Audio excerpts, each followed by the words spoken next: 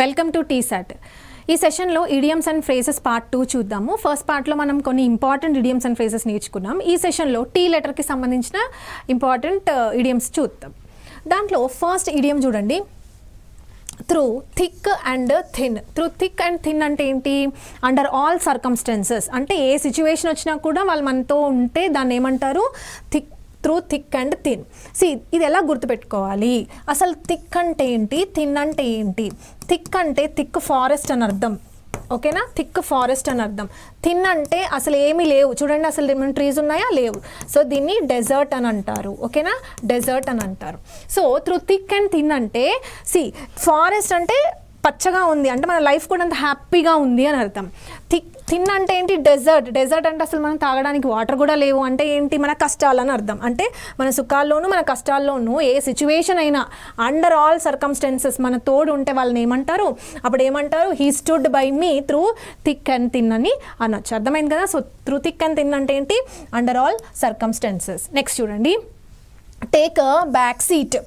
Take a back seat. ఇప్పుడు చూడండి, ఒక కార్లో ఫ్రంట్ సీట్ ఎవరు ఉంటారు? డ్రైవరే కదా. సో ఆ డ్రైవర్ సీట్ అనేది ఎంత రెస్పాన్సిబుల్ ఉంటుంది. ఏ డైరెక్షన్లో వెళ్ళాలన్నా, ఎంత స్పీడ్లో వెళ్ళాలన్నా everything is controlled by that front seat, right? So కానీ ఇక్కడ ఈ ఇడియంలో ఫ్రంట్ సీట్ గురించి మాట్లాడట్లేదు. ఏ సీట్ గురించి మాట్లాడుతున్నారు? బ్యాక్ సీట్ గురించి మాట్లాడుతున్నారు. జనరల్గా బ్యాక్ సీట్లో కూర్చున్న వాళ్ళు చాలా ఆరాంగా కూర్చుంటారు, కంఫర్టబుల్గా కూర్చుంటారు. వాళ్ళకి ఏం అసలు అవసరమే లేదు, ఎక్కడ పోతుంది, ఎంత స్పీడ్లో పోతుంది, హాయిగా పడుకొని కూడా పడుకుంటారు బ్యాక్ సీట్లో కూర్చుని. అంటే ఏంటి? ఫస్ట్ అంటే ఫ్రంట్ సీట్ ఇంపార్టెంటా, బ్యాక్ సీట్ ఇంపార్టెంటా? ఫ్రంట్ సీటే ఇంపార్టెంట్. అదే ఒక డ్రైవర్ సీటే చాలా ఇంపార్టెంట్. వెనకాల కూర్చున్న వాళ్ళు లెస్ ఇంపార్టెంట్ అని అర్థం. అర్థమైంది కదా? సో మనం ఎప్పుడైతే ఆ బ్యాక్ సీట్లో కూర్చుంటున్నామో అంటే మనం లెస్ ఇంపార్టెంట్ పొజిషన్లోకి వచ్చాము ఆర్ రోల్లోకి వచ్చామని చెప్పి అనొచ్చు. అర్థమైంది కదా? So to take a back seat అంటే ఏంటి? Less important position. నెక్స్ట్ చూడండి, to take the bull by the horns అంటే ఏంటి? To deal with a difficult situation directly ఇది ఎట్లా గుర్తుపెట్టుకోవాలి అంటే, బుల్ అంటే ఏంటి? ఈ బుల్ని హ్యాండిల్ చేయడం ఎంత కష్టం. బుల్ని హ్యాండిల్ చేయడం చాలా కష్టం కదా. దాని యొక్క కోపాన్ని అధిగమించాలంటే ఒక ట్రిక్ తెలిసి ఉండాలి. ఆ ట్రిక్ ఏంటంటే, మనం ఏం చేస్తాం? ఆ బుల్ యొక్క హార్న్స్, కొమ్ములు ఉంటాయి కదా, ఆ కొమ్ముల్ని గట్టిగా నేలకు పట్టుకొని లాగితే అప్పుడు దాన్ని కంట్రోల్ చేయగలుగుతాం. అంటే ఏదైనా సిచ్యువేషన్ ఎలా అయితే మనం బుల్ యొక్క హార్న్స్ని కిందకి లాగుతున్నామో, అలాగే ఒక డిఫికల్ట్ సిచ్యువేషన్ని డైరెక్ట్గా హ్యాండిల్ చేస్తే దాన్ని ఏమంటారు? To take the bull by the horns. అంటే ఈ బుల్ని డైరెక్ట్గా దాని కోపాన్ని కంట్రోల్ చేయాలి అని అంటే ఏ పార్ట్ని మనం అటాక్ చేస్తాం? హార్న్స్, ఓకే, కొమ్ముల్ని. అలాగే సిచ్యువేషన్స్ని కూడా పారిపోకుండా డైరెక్ట్గా ఎదుర్కోవడాన్ని ఏమంటారు? To take the bull by the horns. Next చూడండి, throw dust in one's eyes. Throw dust in one's eyes. Dust అంటే మట్టి, ఓకే. ఎవరైనా కళ్ళల్లో మట్టి కొట్టారని అంటే ఏంటి? వాళ్ళని మిస్లీడ్ చేస్తున్నామని అర్థం. సపోజ్ జనరల్గా ఏమీ లేదనుకోండి, చాలా క్లియర్గా కనిపిస్తుంది. డస్ట్ ఏమైనా ఉంటే ఎదురుగా ఎవరైనా ఉన్నారా? అవేవి కూడా మనకు కనిపించవు, అంటే మనం మిస్లీడ్ అవుతాము, ఓకే. సో అంటే ఎవరైనా మోసగిస్తే దాన్ని ఏమంటారు? To throw dust in one's ice అని చెప్పచ్చు. నెక్స్ట్ చూడండి, టాల్ స్టోరీ. ఏం స్టోరీ అంటే అది? Tall story. It's not short story, అది టాల్ స్టోరీ. టాల్ స్టోరీ అంటే ఏంటి? నమ్మడానికి చాలా కష్టం, అంటే డిఫికల్ట్ టు బిలీవ్. జనరల్గా స్టోరీస్ ఎందుకు టాల్గా ఉంటాయి? యాక్చువల్గా స్టోరీస్ ఇంతే ఉంటాయి, కానీ మనం ఏవేవో యాడ్ చేసి ఇంతున్న స్టోరీని ఇంత లాగుతాం.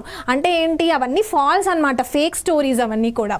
So difficult to believe. Tall story అంటే ఏంటి? Difficult to believe, okay. News channels కానీ ఏవైనా, ఇప్పుడు సపోజ్ ఒక పర్సనే ఉన్నాడు అనుకోండి, డైరెక్ట్గా ఇంతే సిచ్యువేషన్ ఉన్నదాన్ని వాడు ఇంకొన్ని యాడ్ చేసేసి దాన్ని ఇంత పెద్ద పొడుగ్గా చెప్తుంటారు కదా, దాన్నే టాల్ స్టోరీ. అలాంటి స్టోరీస్ని మనం బిలీవ్ చెయ్యం కూడా, okay. So it is very difficult to believe. Next చూడండి, టైట్ లిప్డ్. టైట్ లిప్డ్ అంటే ఏంటి? టైట్ లిప్డ్ అంటే టు కీప్ క్వైట్, కామ్గా ఉండటం, ఏం మాట్లాడొద్దు అని.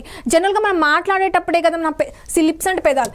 జనరల్గా మనం మాట్లాడేటప్పుడు మన పెదాలు కూడా కదులుతూ ఉంటాయి, కానీ ఇప్పుడు అది కదలట్లా. ఎలా ఉంది? చాలా టైట్గా అలా మూసేసి ఉంచారంటే ఏమీ మీరు మాట్లాడట్లేదు అని అర్థం. సో టైట్ లిప్డ్ అంటే ఏంటి?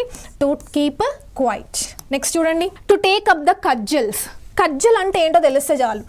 To support or defend. Defend అంటే ఏంటి? సపోర్ట్ చేయడం, ఓకేనా, అంటే కాపాడడం. డిఫెండ్ అంటే ఏంటి? కాపాడడం.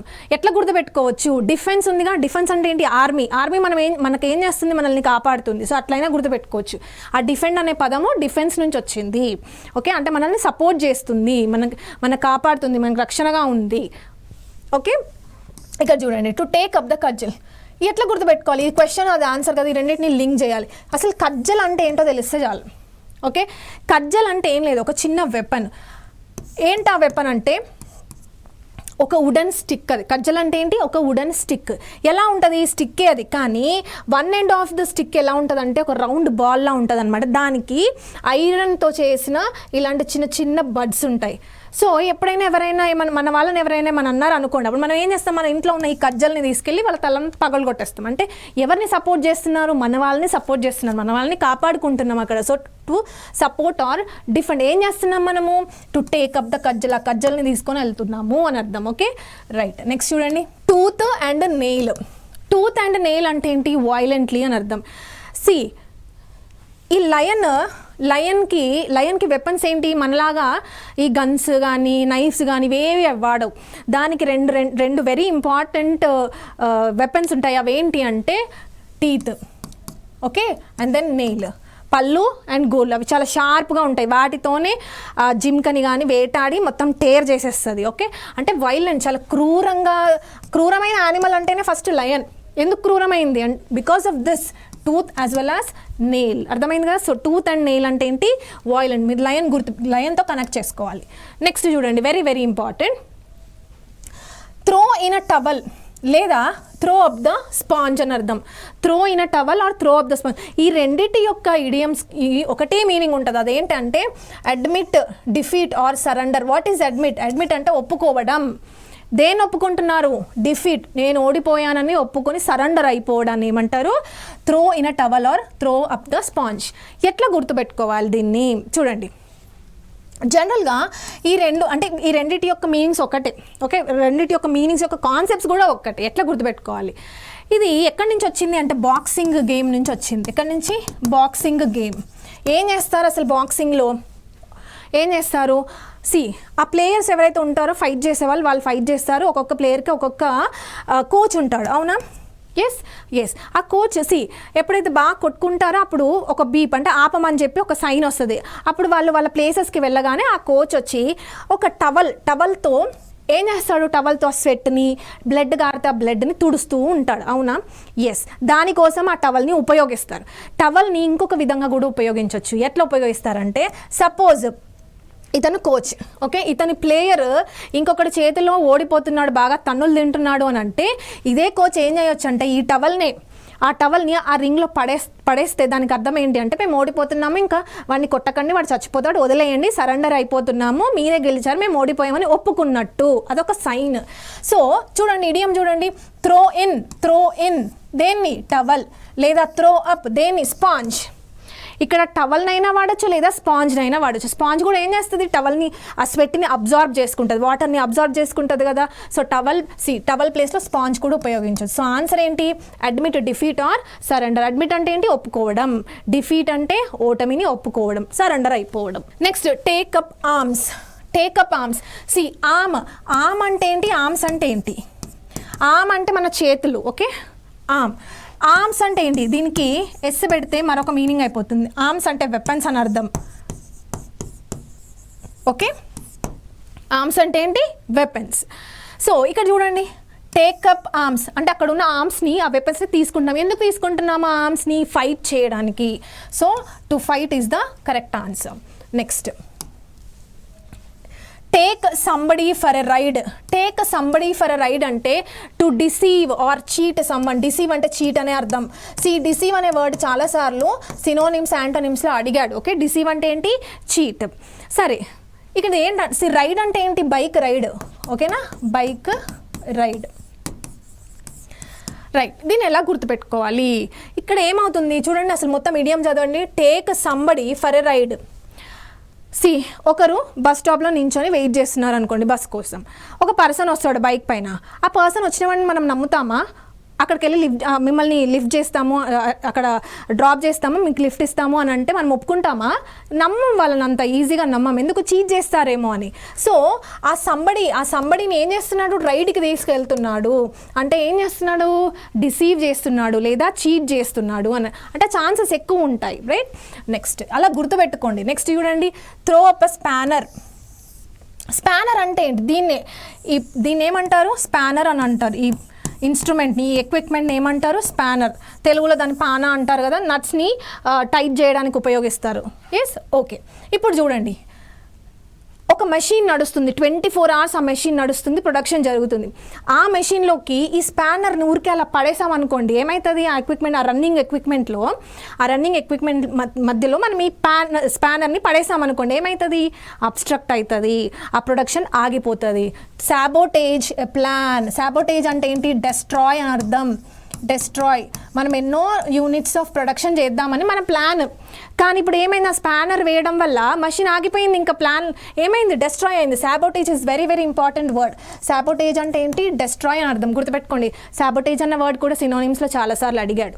సో త్రో ఏ స్పానర్ అంటే ఏంటి?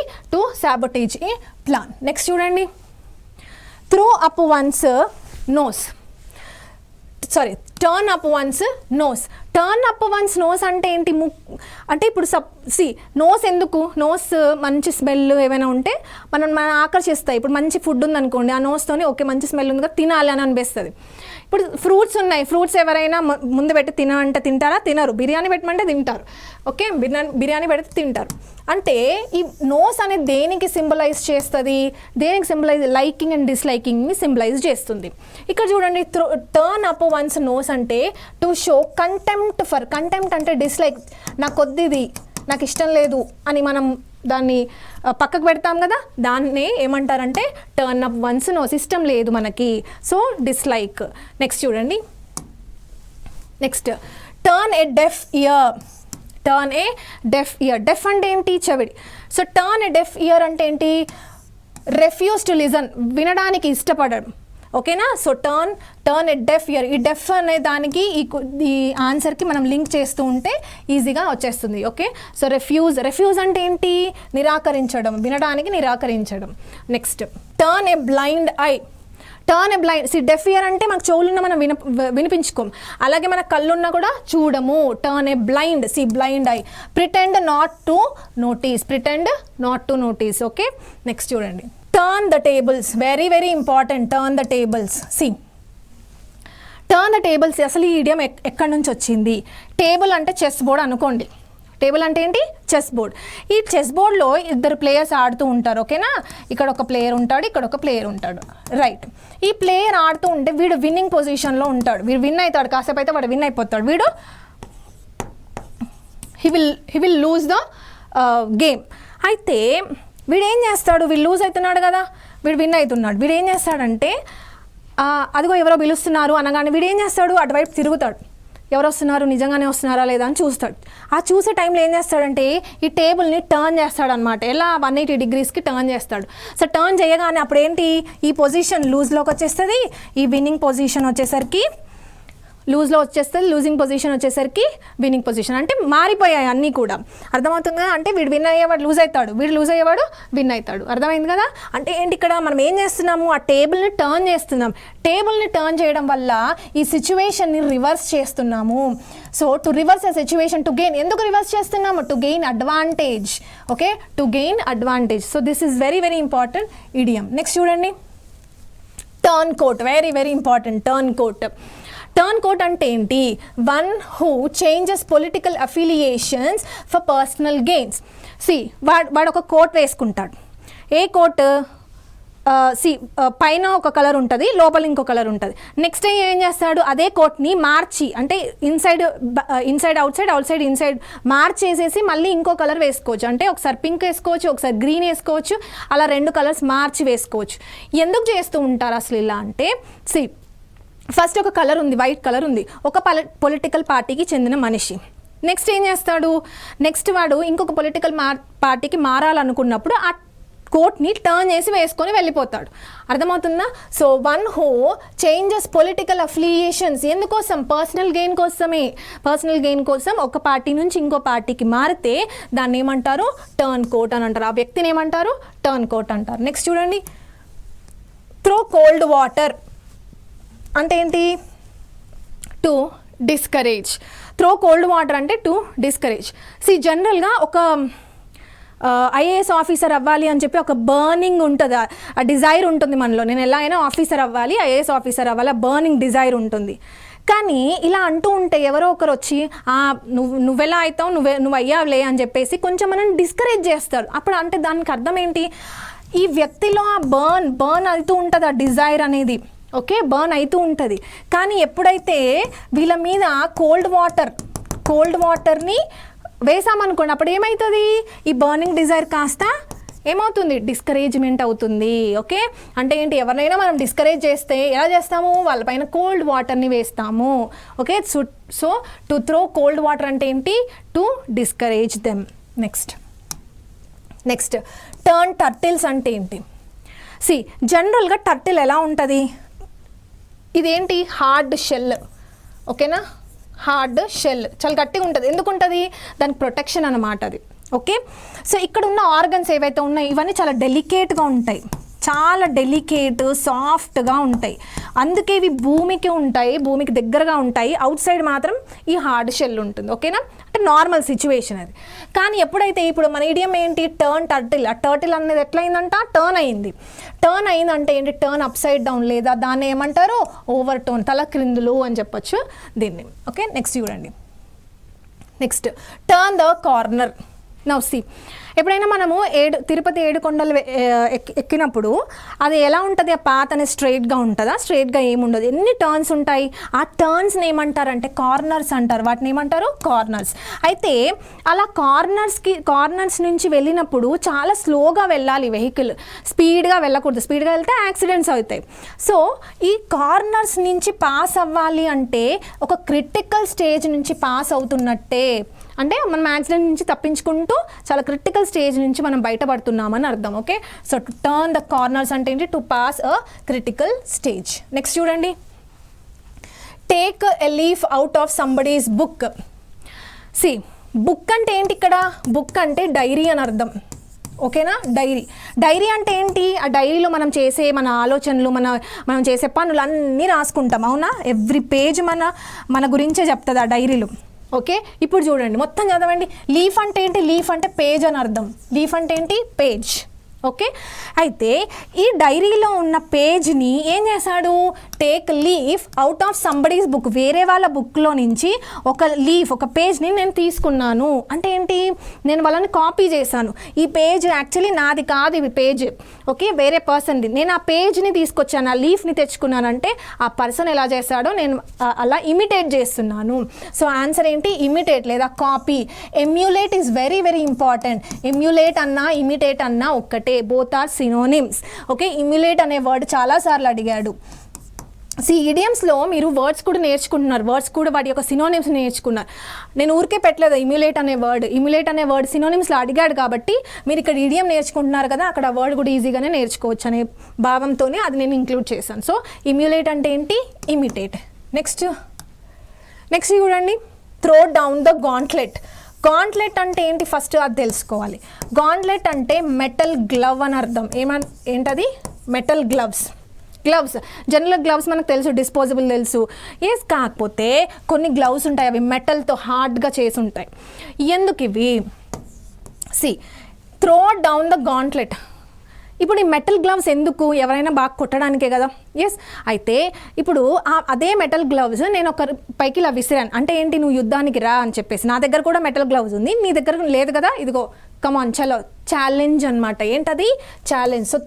So to throw that challenge is called to throw down that gauntlet అంటే మెటల్ గ్లవ్స్ని వాళ్ళపైన విసిరామంటే ఛాలెంజ్కి రా, ఫైటింగ్కి రా అని చెప్పి.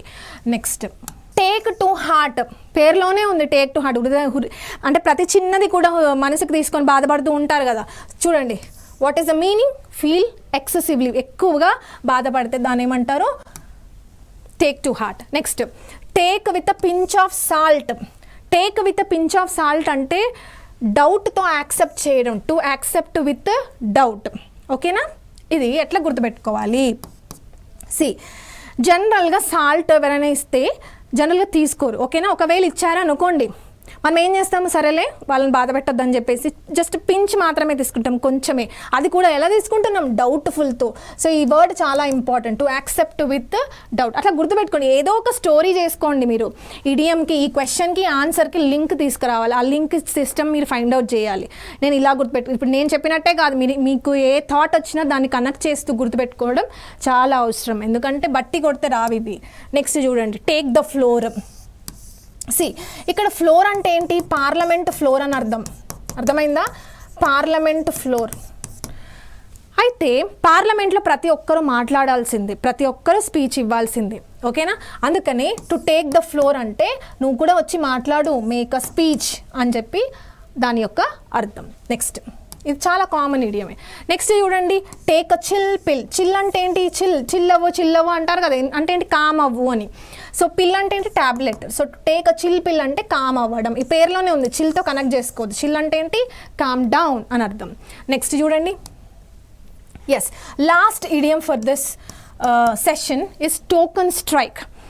నౌ చూడండి, స్ట్రైక్ కదా అని చెప్పి స్ట్రైక్ అనుకోద్ది. చూడండి, a situation in which a group of workers refuses to work but only for a short period. Yes, see, token ఎందుకు ఇస్తారు? టోకన్ స్ట్రైక్ అంటే స్ట్రైకే ఇది, కానీ ఇది పర్మనెంట్ స్ట్రైక్ కాదు. This is not permanent strike. ఓకేనా, ఇది పర్మనెంట్ స్ట్రైక్ కాదు.